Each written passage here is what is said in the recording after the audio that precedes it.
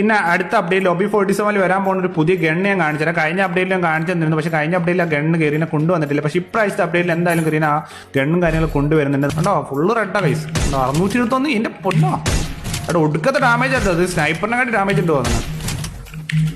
Okay, ഇതാണ് guys ഗണ്ണും കാര്യങ്ങളൊക്കെ. ഞാൻ അഡ്ജസ്റ്റ്മെന്റും കാര്യങ്ങളൊക്കെ കാണിച്ചുതരാം. നമ്മുടെ M4A1 അഡ്ജസ്റ്റ്മെന്റ് എന്താ വെച്ചാൽ ആർമർ പെനട്രേഷൻ കൂട്ടിയിട്ടുണ്ട്, extra damage for shield point ഡാമേജും കാര്യങ്ങളൊക്കെ കൂട്ടിയിട്ടുണ്ട്, എക്സ്ട്രാ ഡാമേജും കൂട്ടിയിട്ടുണ്ട്. ഓക്കെ, M4A1 ഇനി അത്യാവശ്യം കുറച്ച് പവർ ആയിരിക്കും ചെറുതായിട്ട്. പിന്നെ M40 ഹെഡ് ഡാമേജ് കൂട്ടിയിട്ടുണ്ട്. അതേപോലെ തന്നെ P90 ഡാമേജും ആക്യുറസിയും കൂട്ടി. P90 ഒടുക്കത്തെ പവർ ആട്ടോ ഇനി. അതേപോലെ നമ്മുടെ M10 നോക്കുകയാണെങ്കിൽ M10 റേഞ്ച് കുറച്ചിട്ടുണ്ട്. M10 വീണ്ടും റേഞ്ച് കുറച്ചു. അയ്യോ ഇനി ഉമ്മക്കണ പോലെ തൊട്ടടുത്ത് പോയിട്ട് വീഡിയോ കണ്ടുള്ളൂ. അതേപോലെ M10 റീലോഡ് സ്പീഡ് ഫാസ്റ്റ് ആക്കിയിട്ടുണ്ട്.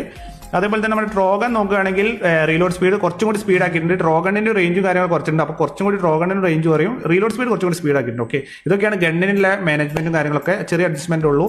ബാക്കി എണ്ണൊക്കെ പഴയ പോലെ തന്നെ നോർമലാണ്. ഓക്കെ.